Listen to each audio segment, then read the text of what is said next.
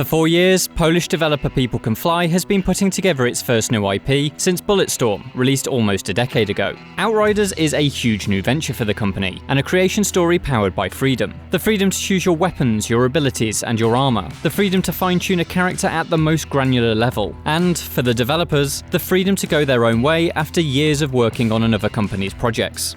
We want to do our game, not working on others' IP, no matter how good these IPs are. For almost a decade, People Can Fly worked with Epic Games. Their partnership was so close that Epic even acquired the studio in 2012, rebranding it Epic Games Poland. But after operating for 3 years under the Epic banner, the Polish team began to feel the need for freedom. And so they split from Epic, rebranded themselves back to People Can Fly, and started work on a brand new IP.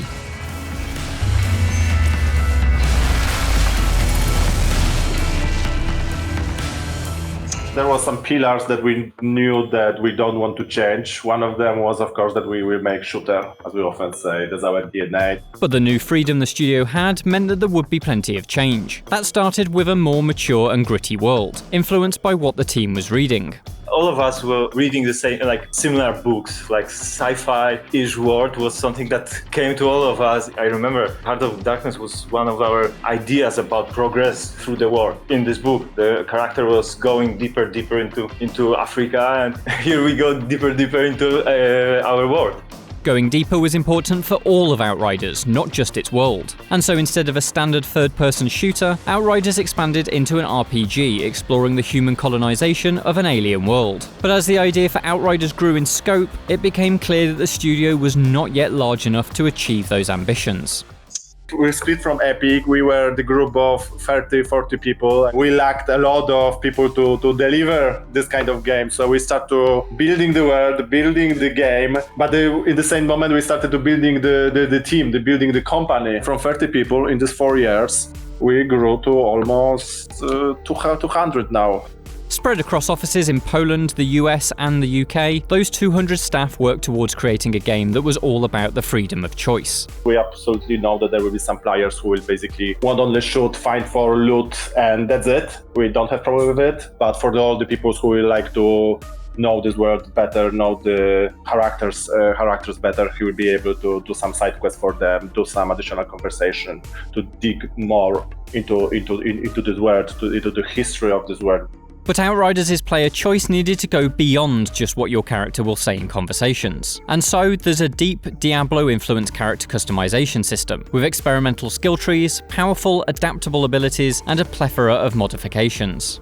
We wanted to have this feeling that you can build your character. You can adjust your character to a playstyle you want to have. If you want to be this guy that goes into the battle, fight in the close quarters, you can. But if you want to be a sniper and also use some skills, stay behind, help others from your team, you can do it.